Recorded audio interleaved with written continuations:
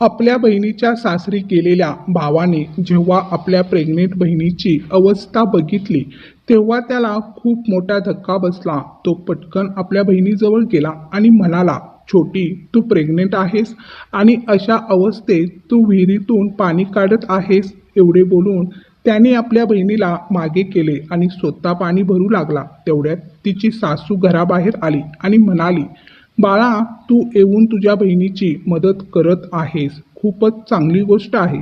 एक काम कर, रोज येऊन झाडू, लादी बरोबर इतर कामे सुद्धा कर. बहिणीच्या सासूचे हे शब्द ऐकताच रोहितचा चेहरा पडला. पुढे ती म्हणाली, तसेही तुझा बाप या जगात नाही आहे, मग तुझ्या लग्न झालेल्या प्रेग्नेंट बहिणीला घरी नेऊन बसवून ठेवण्याचा विचार आहे का तुझा? अरे, मी अशी चाल खेळेन की त्यानंतर पुढच्या 2 मिनिटातच माझा मुलगा हिला घटस्फोट देईल. त्यानंतर तुझ्या बहिणीची बर्बादी होईल आणि त्याला जबाबदार तू असशील. म्हणून तू आता इथे जे काही पाहिलं आहेस ते विसरून जा आणि लगेच इथून निघून तुझ्या घरी जा. आणि मध्ये मध्ये असे बहिणीच्या घरी कोणी येत नाही बाळा.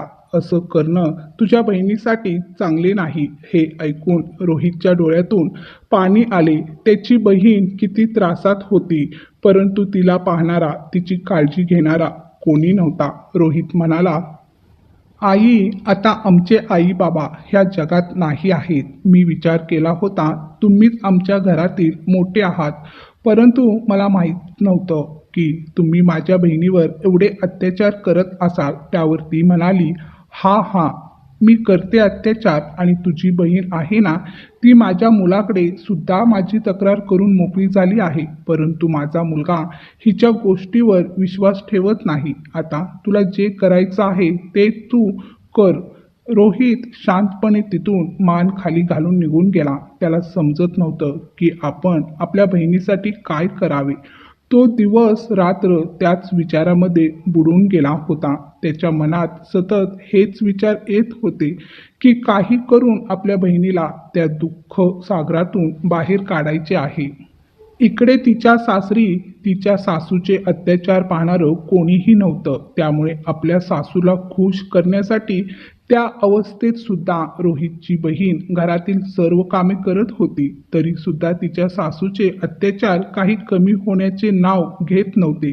ती खूप रडायची आणि विचार करायची की लग्नाच्या वेळेला माझ्या नवऱ्याने जे वचन दिले होते ते वचन तो पूर्ण करत नाही. माझे सुख दुःख याचे त्याला काहीच पडलेले नाही. तो तर फक्त त्याच्या आईचे बोलणं खरं मानतो. मी खरंच एवढी खोटी आहे का की मी आपल्या सासूविषयीच नवऱ्याजवळ खोटे सांगेन? हाच विचार करून ती जोरजोरात रडत असायची. तिचे सासरे सुद्धा 6 महिन्यातून एकदा घरी यायचे. त्यामुळे घरात काय चालू आहे हे त्यांना सुद्धा काही समजत नव्हते.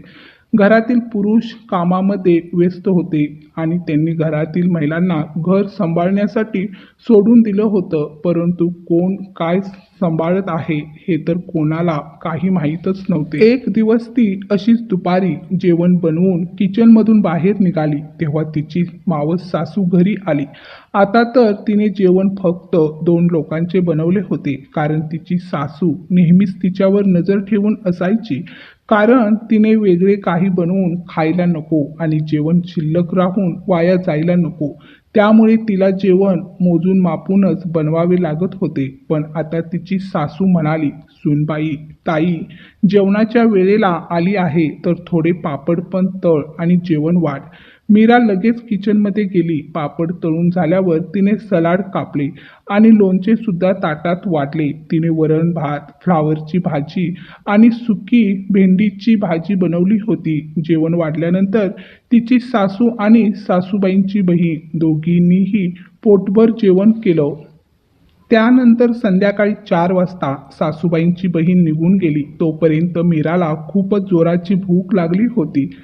तिच्यासाठी तर काहीच जेवण शिल्लक राहिले नव्हते. म्हणून ती पटकन किचनमध्ये गेली आणि विचार करू लागली की आपण पटकन थोडेसे पोहे बनवून घेऊया. म्हणून तिने थोडे पोहे घेतले आणि गॅस चालू केला. तेवढ्यातच तिची सासू रागातच किचनमध्ये आली आणि म्हणाली, हे तू काय करत आहेस सुनबाई? तेव्हा मीरा म्हणाली, आई, जेवण तर फक्त आपल्या दोघींसाठी बनवलं होते ना. मग मावशी आल्या त्यामुळे माझ्यासाठी जेवण शिल्लक राहिले नाही. मला आता जोराची भूक लागली आहे. त्यामुळे मी माझ्यासाठी पोहे बनवत आहे. तेव्हा तिची सासू वाकडे तोंड करत म्हणाली, सूनबाई, तुला उपाशी राहणे शिकायला हवे. सासरच्या घरी जर एखाद्या वेळेस जेवण कमी पडले तर तू वेगळे असे काहीच बनवू शकत नाहीस. तेवढे बोलून तिच्या सासूने गॅस बंद केला आणि मीराला धक्के मारत किचनमधून बाहेर काढली. तेवढ्यातच एक जोरात थप्पड सासूच्या गालावर पडली. त्याने सासूबाईंच्या डोळ्यासमोर अंधेरी आली. काही वेळानंतर सासूबाईंना स्पष्ट दिसू लागले तर त्यांच्यासमोर त्यांचा नवरा उभा होता. आपल्या नवऱ्याला पाहून त्यांना आश्चर्याचा धक्का बसला. ती म्हणाली, अहो, तुम्ही असे अचानक कसे आलात? त्यावर मीराचे सासरे म्हणाले, मला 2 दिवसांची सुट्टी मिळाली होती म्हणून मी घरी आलो आहे. मी विचार केला होता की घरी येऊन सर्वांना सरप्राईज द्यावं, परंतु मी इथे आल्यावर तर तू मला धक्का दिलास. घरातील सुनेबरोबर तू एवढा घाणेरडापणा करतेस हे तर मला माहीतच नव्हतं. त्यांचे हे बोलणे ऐकून सासूबाई म्हणाल्या, अहो नाही नाही, तुमचा काहीतरी गैरसमज होत आहे. त्यावर मीराचे सासरे तिच्या सासूवर रागावत म्हणाले, तू गप्प बस. सूनबाई प्रेग्नेंट आहे आणि अशा अवस्थेमध्ये तू तिला धक्का मारत होतीस. मी सर्व काही माझ्या डोळ्यांनी पाहिलं आहे. त्यामुळे तू मला कितीही समजवण्याचा प्रयत्न केलास तरी त्याचा काहीही उपयोग होणार नाही. या अगोदर सुद्धा मी विचार केला होता की सूनबाईचे लग्न झाले आहे तर तिला आपल्या नवऱ्याजवळ राहायला पाहिजे, परंतु त्यानंतर मला समजले की सूनबाई आई होणार आहे. तेव्हा मी विचार केला, जर ती तुझ्यासोबत राहिली तर तू तिची काळजी घेशील, पण तू तर खूपच घाणेरड्या पद्धतीने तिची काळजी घेत आहेस. तसाही मी खूपच कमी वेळ घरी यायचो म्हणून मी विचार केला की चला सूनबाई घरीच राहील, मग तुम्ही दोघी एकमेकांची काळजी घ्याल. पण आता तू एकटीच राहा, कारण तू एकटीच राहण्याच्या लायकीची आहे. म्हातारपणी सुद्धा अशा सासूची कोणीही सेवा करणार नाही. जेव्हा मी तुला सांगितलं होतं की तू माझ्याबरोबर माझा जॉब लोकेशनवर चल, आपण दोघेही तिकडेच राहू, तेव्हा तू मला हे सांगून नकार दिला होतास की मी या घराची मालकीण आहे, त्यामुळे हे घर सोडून कुठेही येणार नाही. अरे, तुझे लग्न माझ्याबरोबर झाले होते की या घराबरोबर, तेव्हा सुद्धा मी तुझं ऐकले, कारण मला असे वाटत होते की तुला तिथे भाड्याच्या घरात चांगले वाटत नसेल. परंतु आता मी सूनबाईला तुझ्यासोबत रोज असे त्रासदायक जीवन जगू देणार नाही. एवढे बोलून लगेचच त्यांनी आपल्या मुलाला सुबोधला फोन लावला आणि म्हणाले, बाळा, तुला जेवढ्या लवकर शक्य होईल तेवढ्या लवकर तू घरी ये आणि तुझ्या बायकोला घेऊन इथून निघून जा. इथे तुझी आई तिची काळजी घेत नाही आहे. सुबोध आपल्या बाबांचे बोलणे ऐकून स्तब्ध झाला. खरं तर त्याच्या बायकोने सुद्धा कितीतरी वेळा त्याला सांगितले होते की मला इकडे नाही राहायचं आहे. तुमची आई माझ्याबरोबर चांगले वागत नाही आहे. परंतु त्यावेळेला सुबोध विचार करायचा की आजकालच्या मुलींना नवऱ्याबरोबर जाण्याची जास्त घाई असते, म्हणून ती आईविषयी खोटे बोलत असेल आणि गर्भ अवस्थेमध्ये बायकोची देखभाल करणे त्याला खूप मोठे मुश्किल काम वाटत होते. परंतु आज स्वतःच्या बाबांनी सांगितल्यानंतर त्याला समजले होते की प्रकरण खूप गंभीर आहे. तो दुसऱ्याच दिवशी ट्रेन पकडून घरी निघून आला. घरी पोचल्यानंतर त्याच्या बाबांनी त्याला शांतपणे बसून सर्व गोष्टी समजावल्या आणि म्हणाले, बाळा, लग्नानंतर आता तुझ्या बायकोची जबाबदारी ही तुझी आहे. तुझी आई तिची काळजी नीट घेत नाही आहे, त्यामुळे तू आता तिला तुझ्यासोबत घेऊन जा. घरी कामवाली ठेव. इथे तुझी बायको सर्व काम सांभाळत आहे तर तिथे सुद्धा ती स्वतःची काळजी घेईल. काय सुनबाई, मी बरोबर बोलत आहे ना? मीराने शांतपणे मान खाली घातली. त्यावर ती काय बोलणार होती? आज तिच्या सासरेने तिचे दुःख समजून घेऊन त्या दुःखापासून तिला दूर करण्याचा प्रयत्न केला होता. एवढेच तिच्यासाठी खूप होतं. आठवड्याच्या आतच सुबोधने आपल्या बायकोला स्वतःबरोबर घेऊन गेला आणि आता स्वतः तो तिची काळजी घेत होता. काही दिवसानंतर मीराला समजले की तिच्या भावाने रोहितने मीराच्या सासऱ्यांना फोन करून सर्व परिस्थिती सांगितली होती. म्हणूनच ते अचानक घरी पोचले होते. इकडे मीराची सासू एकदम एकटी पडली होती. आता ती कुणावरही हुकूमत चालवू शकत नव्हती किंवा कोणाबरोबर ती प्रेमाने राहू शकत नव्हती, कारण ती घरामध्ये एकटीच राहिली होती. कारण तिचा नवरा सुद्धा कधीतरी घरी यायचा आणि तिच्या मुलांनी सुद्धा आपल्या आईची हकीकत ऐकून फोनवर बोलणे सुद्धा कमी केलं होतं. आणि सूनबाई बरोबर तर तिने असे नाते निर्माण केले नव्हते की त्या दोघी एकमेकींबरोबर बोलू शकतील. त्यामुळे आता नातेवाईकांच्या भरोशावर ती आपले आयुष्य जगत होती. कधी कधी एकटेपणाची तिलाच भीती वाटत होती.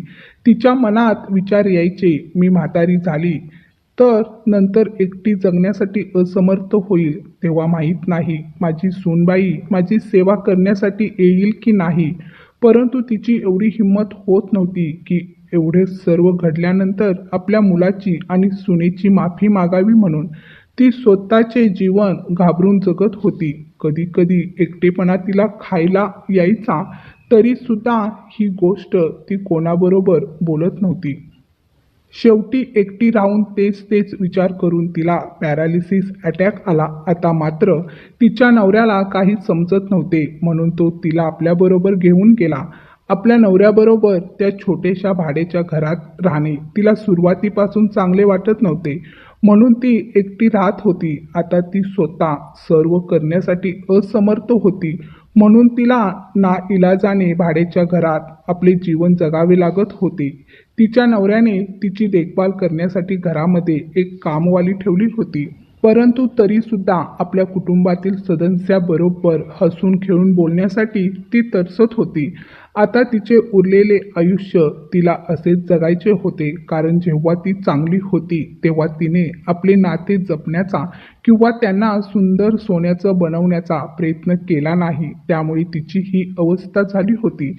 आता फक्त तिच्या कुटुंबातील लोक आणि नातेवाईक तिच्या अंतिम यात्रेसाठीच एकत्र येणार होते, कारण जिवंतपणे आपण जेव्हा चांगले धडधाकट असताना नाती जपली नाही, त्यामध्ये कटुता निर्माण करण्याचा प्रयत्न केला, तर वेळ प्रसंगी आपल्याला मदत करण्यासाठी कोणीही धावून येत नाही, तेव्हा मात्र आपल्याला आपल्या जवळच्या लोकांची खरी किंमत समजते. हीच गोष्ट मीराच्या सासूची झाली होती. ती स्वस्थ असताना तिला माज होता, पण आता तिची काय अवस्था झाली, तिच्या मनाला काय वाटत असेल याची कल्पनाच न केलेली बरी.